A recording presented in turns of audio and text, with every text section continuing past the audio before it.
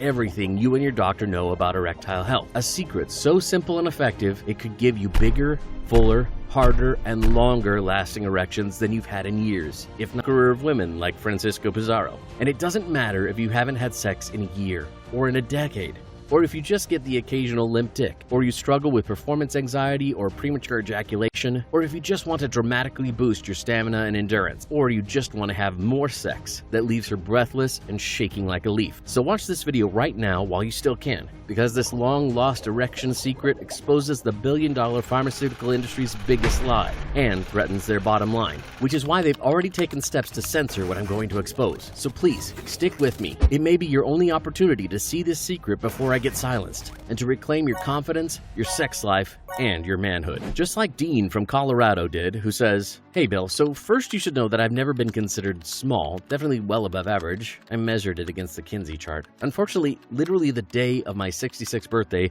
my dick pretty much stopped working, at least like the way it used to.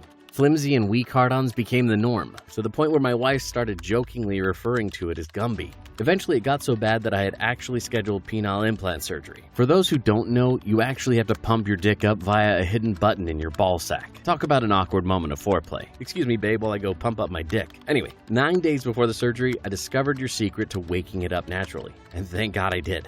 Because Bill, your secret works, and it makes me shiver to think about the life-changing trauma you helped me avoid. And I know this sounds hard to believe, but nowadays, my erections are harder than ever. I mean, harder than when I was 16. I'm serious about that, which has actually created a little bit of a new problem. Because your secret had made my dick this hard, it's actually bigger than it was as a young man. I'd say at least 15% bigger. I believe you called that full phallic potential, and frankly, it's been hurting my wife. So now we use lots of lube and go super slow, that way I don't break her in half. My point, it's a small price to pay to have my manhood back. Thank you, Bill. Thank you. And Steve from Florida says, I shot my first porn in 1979. In the adult industry, I'm what you call an old-timer.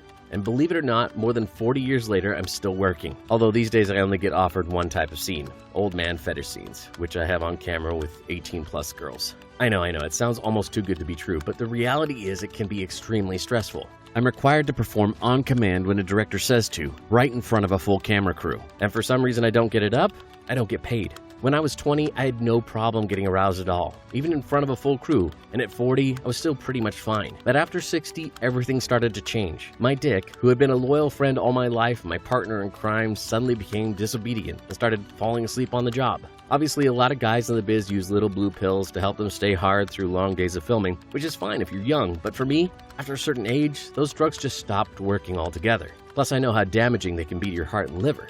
Fortunately, your slick dick trick worked better than anything my doctor ever told me about. In fact, now at 60, I get more compliments from young women in the industry than I ever did as a young man. And lately, my nickname on set has been Old Faithful.